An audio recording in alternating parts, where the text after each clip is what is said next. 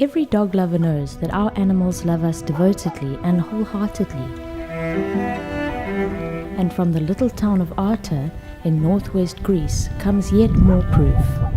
When 8-year-old Georgios Vitsios died in January this year, he was buried in the local cemetery, and that's where his dog Whitey now lives, sleeping on her dead owner's grave. Townsfolk say Georgios adopted Whitey when she was a puppy, and they became inseparable in the year before Georgios died. Even death could not end the love affair, because immediately after the burial, Whitey went and lay down on her master's grave and refused to move.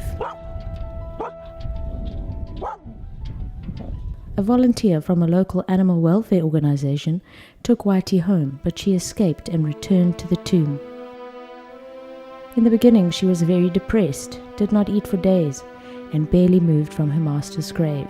But now, she seems to have adopted all the departed souls in the cemetery and cheerfully bounds around, always returning to her master's grave.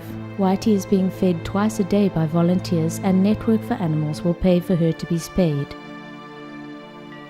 She needs to find new family fast because Greek Easter is approaching and a lot of people will go to the cemetery, some of whom might see her as an unholy intruder, rather than an expression of the love between dogs and humans. Network for Animals is looking out for Whitey now, and we will do our best to make sure her story has a happy ending. But there are literally hundreds of thousands of dogs in Greece that need help.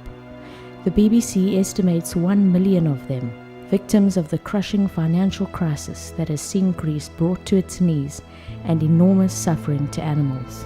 The economic situation is so bad that people can barely feed themselves and have no way of paying for veterinary care. So they often abandon their pets or watch helplessly as they get sick and die. That's where we step in. We help wherever we can to feed street dogs and pay for veterinary care when they get sick or injured. It's a massive task and sometimes a sad one when we see how badly some people treat animals.